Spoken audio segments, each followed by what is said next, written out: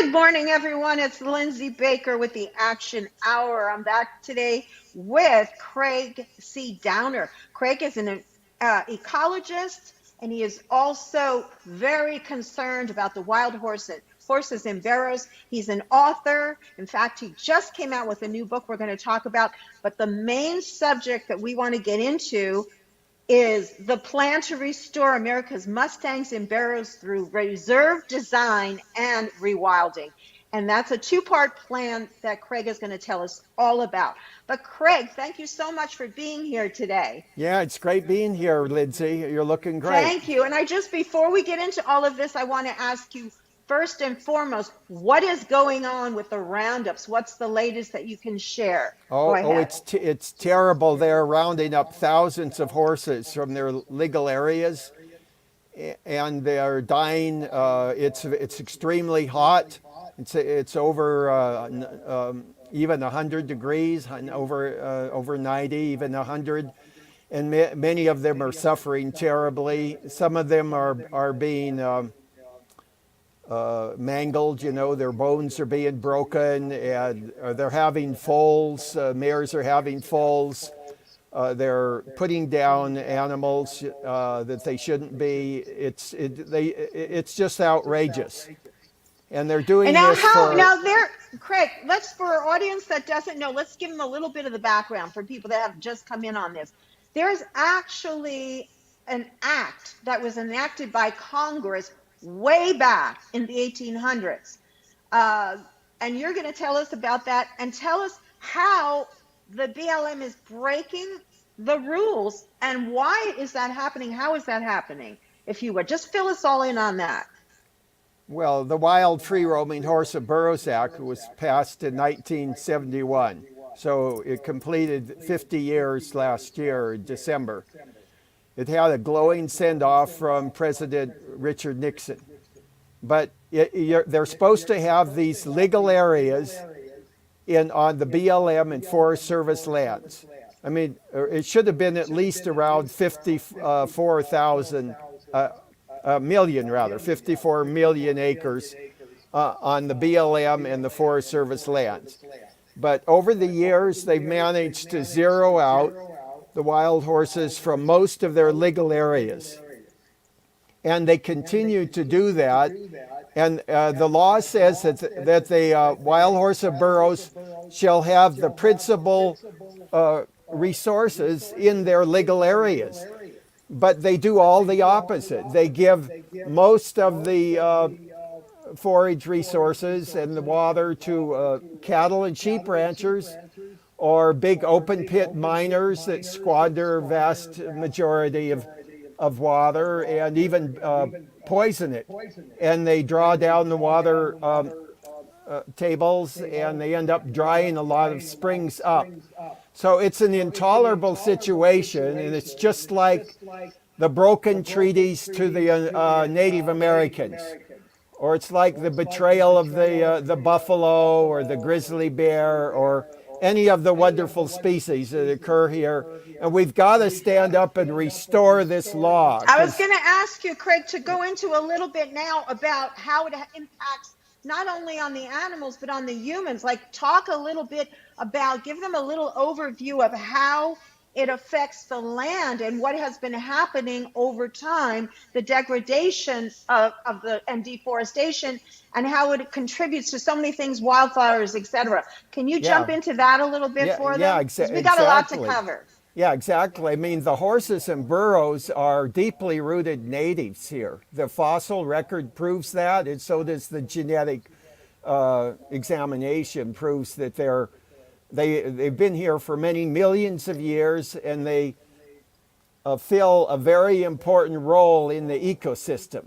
They balance out the cloven hoof ruminant digestive herbivores, that is the bovids and the cervids. So they're needed. Hang on a minute, Craig. Hang on a minute.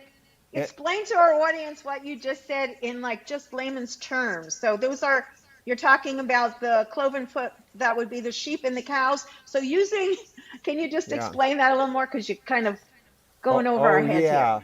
yeah, yeah. It really pays to study biology and evolution and ecology, at least to get the basics down. Yeah. And I know these people that are running the land. I mean, they know these things, but they deliberately ignore the greater truth of the story, and it's just wrong. And that's why I But wrote the book. the I, the I, point is that the cows, when the cows and the sheep are present, it's a much different environment and impact on the environment. Tell why, because I don't think that was clearly just yeah, explained.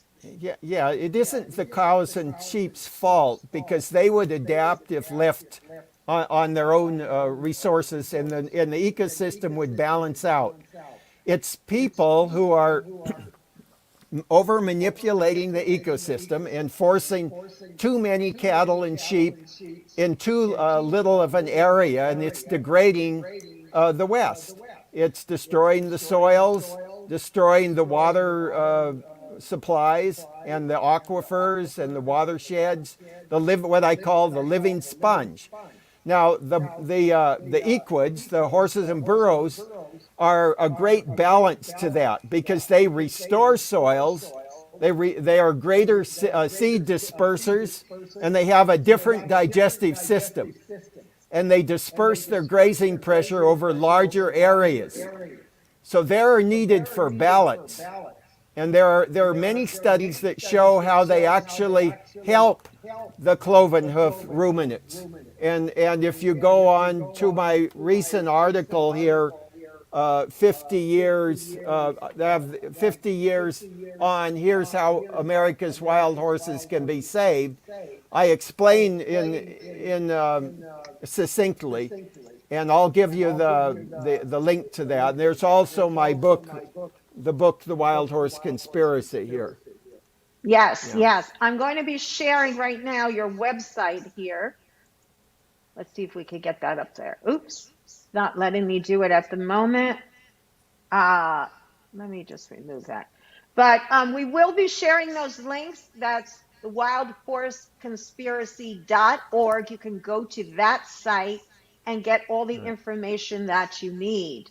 Now, let me show you, at the courtesy of Tina Wooten, I believe that is the name of the person that took this footage, and you'll correct me if I'm wrong, that we have That's some right. footage Yeah. of them in the wild. Let's look at the horses in the wild here for a moment. They're really short.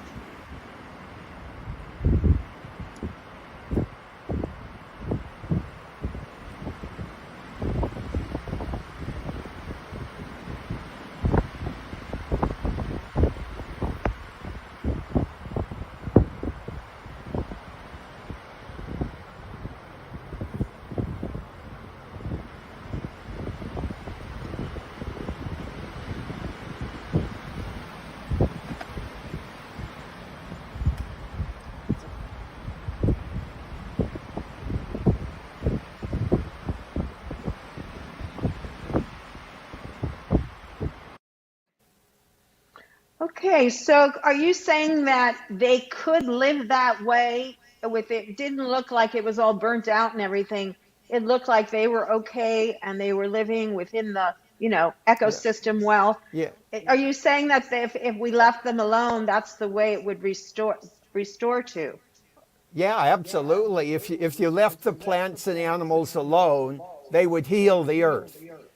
But it's us people that continue tinkering around with it, think we know it all, but it's just based on selfishness and greed and a kind of an insane fixation on unlimited growth, which will murder life on earth and is murdering life on earth.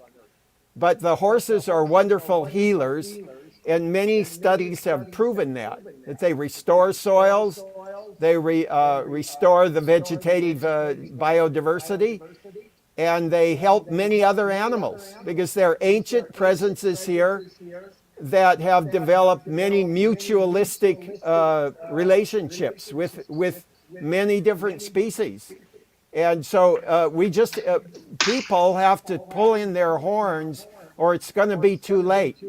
And I proved in my study last summer how they are superior carbon sequesters and also greatly reduce the dry, flammable vegetation. And that's why I'm proposing this new bill called Rome Rod. It stands for Restore Our American Mustangs and Burros through Reserve Design and Rewilding. And I have several senators and representatives now that are interested because they want to do the right thing rather than just listen to all the lies and go along with all the destruction. So we're gonna get it accomplished. And I was on this Equid Collaborative International Wild Horse Solutions on Thursday night, and Anthony Marr wants to help, and Barbara Moore, and a number of people that are very intelligent and well educated. And we're going to do it because it's the right thing and because the future of life depends on our doing this. And the horses are wonderful healers, and they can no longer be ignored. So, folks, if you're just tuning in, I want to jump in here because we're already almost 20 minutes into the broadcast and let you know that I am here with Craig C. Downer, who is an ecologist and author, and he just came out with a new book we'll be talking about shortly. But what we really want to have you guys take some action on right now is this this plan signing. Craig, tell them, we're at your website again here. Tell folks that just tuning in and folks that might have to get off, what can they do? What can they do to help? Let's tell them now. Please go on to my website and see this urgent need for reserve design and rewilding to restore America's wild horse and burros. This obeys the true spirit and intent of the law, and it's absolutely essential that we restore this law. And it's compatible with several other laws, including the Endangered Species Act and the National Environmental Policy Act and Administrative Policy Act, National Historical Preservation Act, and several other laws that it's so needed. And these horses are superior carbon sequesters, and they're superior Craig, at reducing dry tinder Right, that starts the fire, the catastrophic wildfires. Yeah.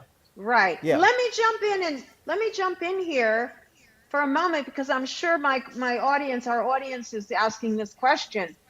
If all of these different acts were enacted and all of them have been violated, how does this happen and who do we hold accountable? Now, in terms of, tell us that, please.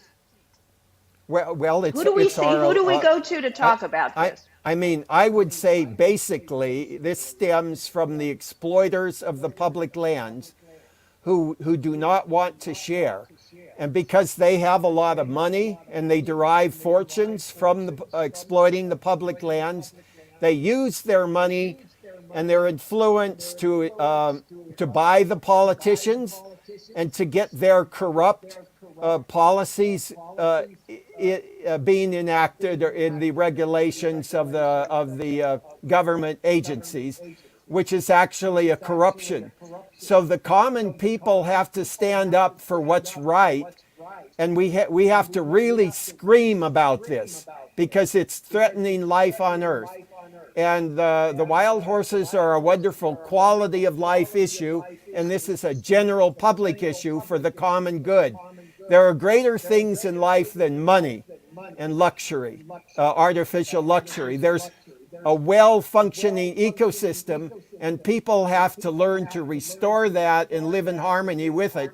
Our lives depend on this. Our future generations really depend on this. It's absolutely absurd because if you think about it, no matter how much money you have, when there's no earth left. I mean, we see these like wildfires on the news every day. People are terrified, but they still are not making the connection between how animal agriculture, cattle ranching, sheep herding, things that we can do without, with all the new products that we have on the market. They're even coming out now with ways to make cell cellular meat from animals without using the animal. And if you want to see that show, that's on Yeah. Unchained TV on this Facebook streaming.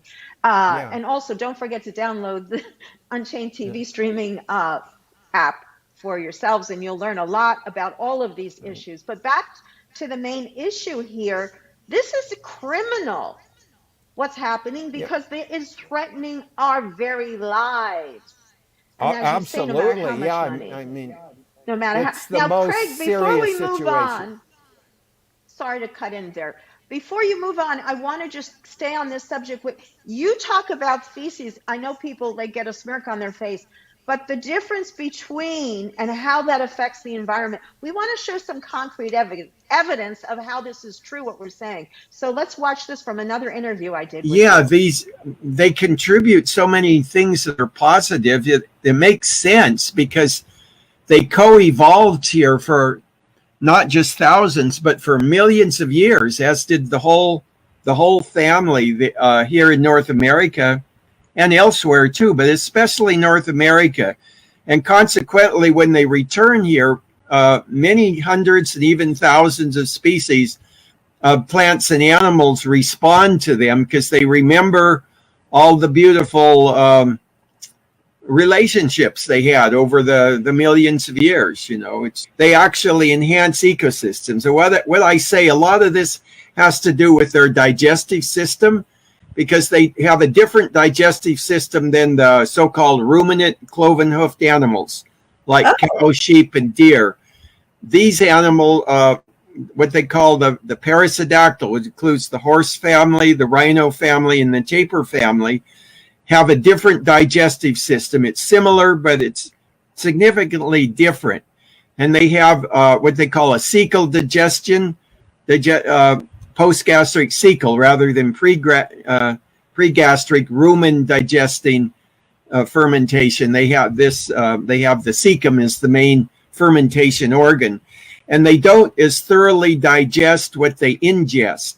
So consequently, a lot their droppings which are we have more a picture of. organically intact, and they take a bit longer to decompose. But that's a good thing because it actually enriches the humus content of the soil, and also passes a lot of seeds that are intact and that otherwise are killed in the ruminant cow or deer or sheep. Well, Craig, I could see there that you have done a lot of scientific research, study on this. I understand you've been doing this for over 40 years. Is that correct? Yeah, That you've been easily. studying? Yeah, and I did a study last year in Arizona, and that's going to coming out real soon, and it deals with this very subject. I did ecological transects, and I did germination experiments, and I showed how the horse feces greatly encourages the vegetation, even in fairly dry areas, whereas the cow feces poisons the land. Nothing springs up from those domestic cattle feces. And this is critical because it Yeah. affects wildfires. Big subject right now. So, Yeah, and when you have healthy soils, oh, absolutely. Yeah, and when you have healthy soils, you're absorbing more water. So you're increasing what you call the aquifer, the streams, the lakes.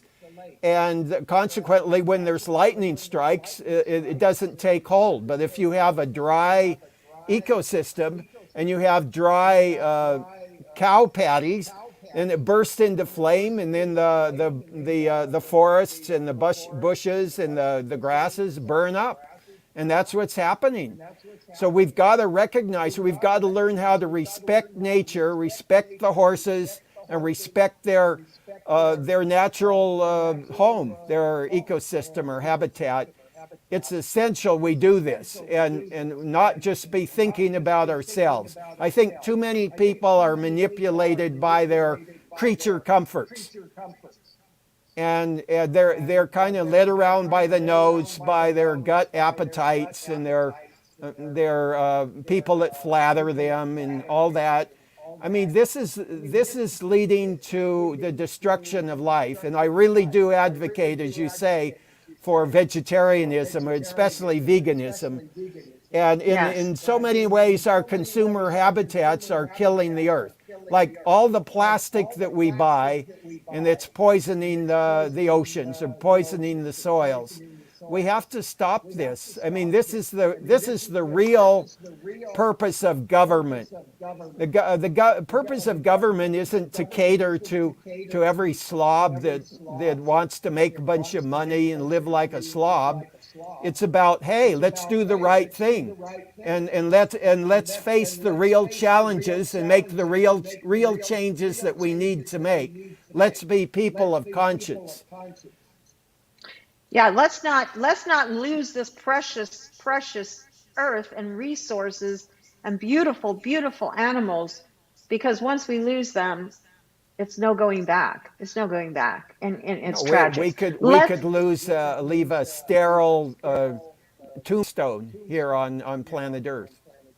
Yes. We could. Let's just show you. You do have a GoFundMe page. I wanted to share with the audience all of Craig's links, as usual, with all my shows will be listed, pinned to the top of this post, and you can click and take action. I believe that we are also providing them with a link of how they can contact their representatives, because that's a big part of it. I was speaking to Elena Diva Prophet, who was going to come on with us, and she's going to still do a show. And she says, she's an expert on the adoption Right. slaughterhouse pipeline. We're going to get into all of that. And so this issue is so profound and far-reaching and horrific. But she said, which is a very optimistic and positive note, that they are running scared, meaning the powers that be and these phony adoption operations that are going on in this whole slaughterhouse pipeline, because the public, as you say, Craig, has to speak out.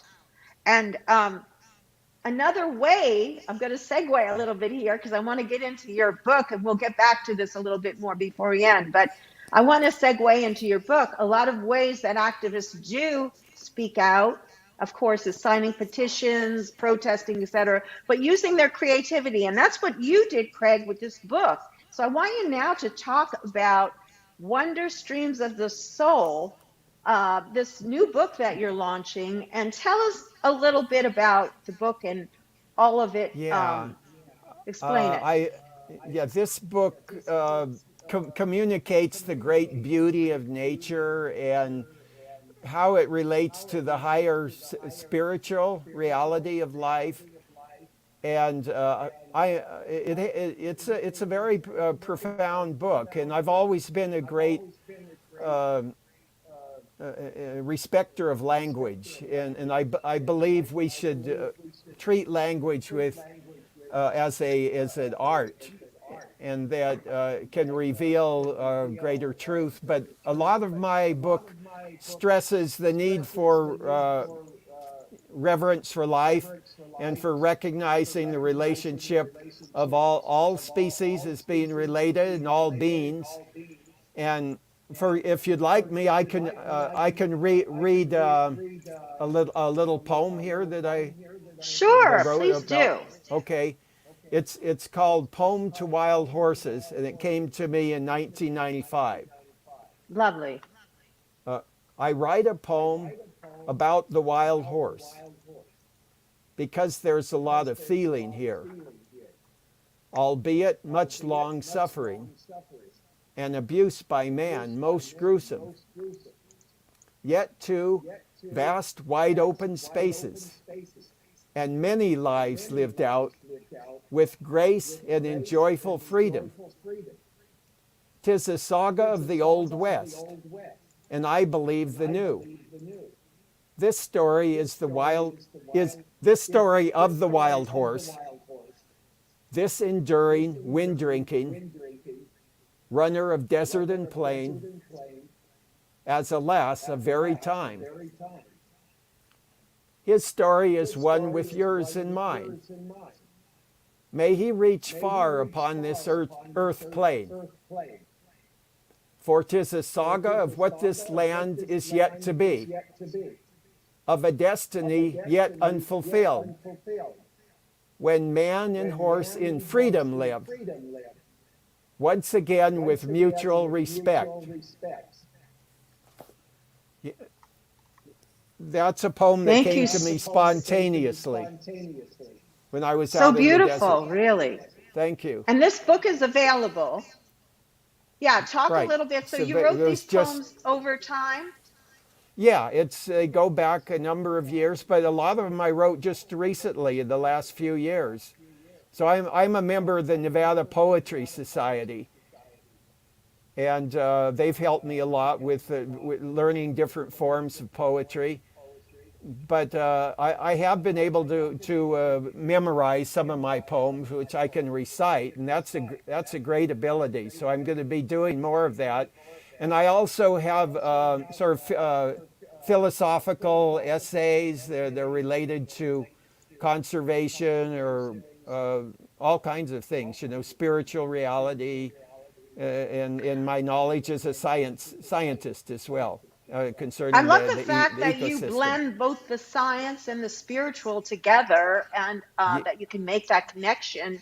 And it's going to be wonderful to hear you speak on that. I just want to show here your website that you can go to for the book. Tell us the name of the website, please. I think I have it here. It's just called There we go. ccdownerbooks.com.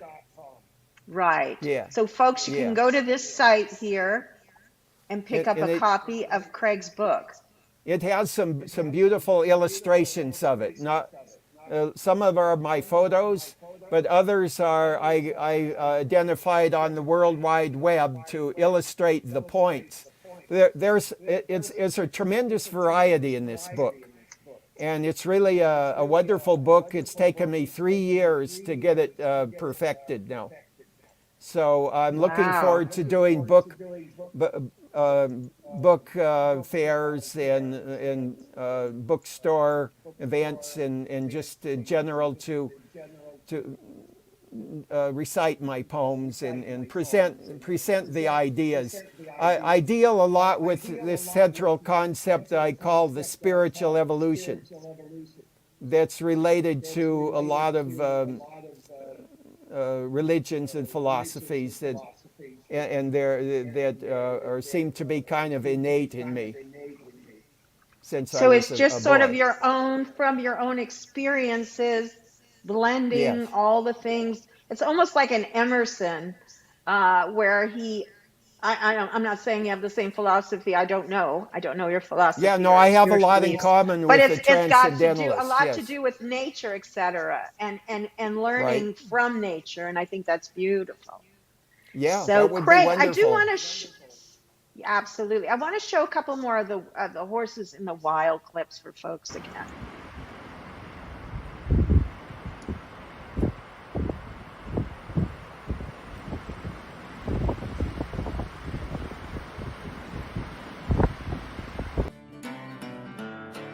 Come up on the hillside,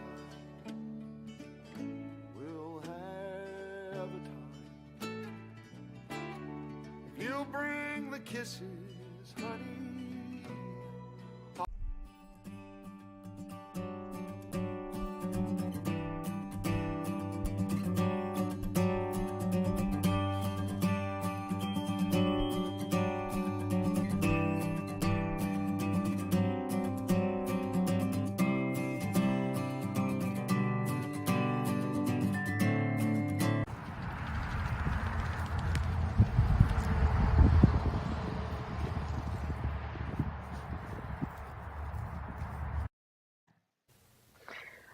Wow. Well, it's That's where I just was last incredible to year. know that it's just so sad when you think about the fact that they're peacefully living like that, and then Yeah. these helicopters come in, dive in on them, and they break their bones. The colts are separated from their mother. These beautiful animals are put into captivity Yeah. with no room in the holding pens. from what I've learned from doing stories Yeah. on this, the whole system is horrific and corrupt. And we will Yes. keep covering this. We will keep talking about this. We will not stop. And we No, need we your have help. to. Craig, They're depending on us. Craig, we only Yeah. have a few minutes left, like 10 minutes, and I'm going to give the floor to you to talk about what you think you want people to Oh, know and to do. okay. So go ahead. Yes, I'm launching this Rome Rod, which stands for Restore our American Mustangs and Burros through reserve design and rewilding. And it's true to the true spirit and intent of the Wild Free Roaming Horses and Burros Act. And if you go on my website on that recent alert, I explain what needs to happen. But we need to contact our representatives and senators, as well as our local governors and senators and representatives at state and local levels, and really get some support for this, because it's really getting the law back to what should have happened originally, and to undo a lot of the errors that have occurred. And it's more important than ever to restore these horses and burros, because they actually, contrary to the lies, they actually restore the endangered species. They restore the soils. And we've got to stop scapegoating them. Scapegoating is a very horrible, dishonorable activity to engage in, especially when it's based on backwardness and blind traditions and a failure to examine oneself and one's way of life. And it's very unhealthy. So this is going to require a lot of courage, but we can actually sleep well because we're obeying our higher conscience.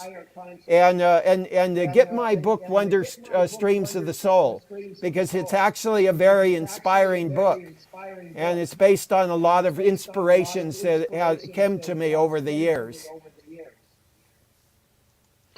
Well, Craig, I am going to take you up on that and purchase your book for sure. I'd love to learn more from you. I know you've got a wealth of knowledge in your head. Your heart is in the right place. I know how you spend your time. We've been friends for a while, and through doing interviews, I met you, and I've known you now for a couple of years, and I know you're a great person. You're out in nature all the time. You're photographing the horses. You're documenting what's going on, like so many other wonderful people that are out there, giving the horses names, giving them a voice, and trying to get people to wake up and see how many sports t-shirts do you need? How many expensive sneakers do you need? How about getting out in nature with your family? How about taking some of that money and donating to restore the wildlife for your future generations? I mean, people need to change what they're doing and wake up, because the most valuable things are being overlooked.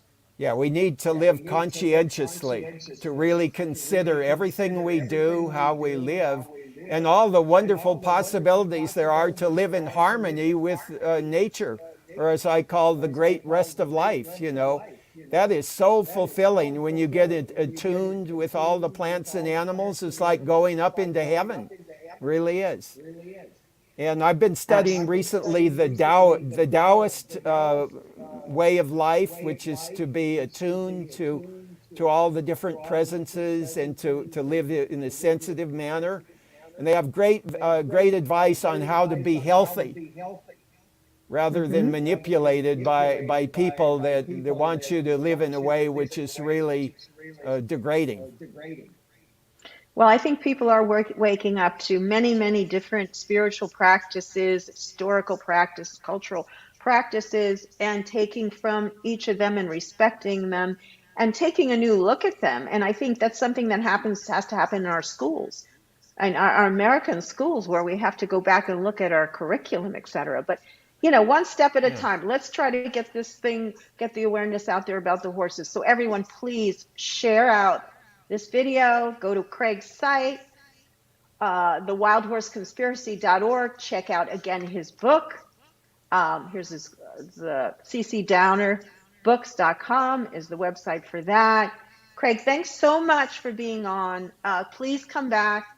Tell us more what's going on. I know you're Oh, diligently out there oh, keeping an eye on things and communicating with other activists. So please come back and talk to us again. We really enjoy having you I on. sure will, Lindsay. It's been a great pleasure. You're looking great.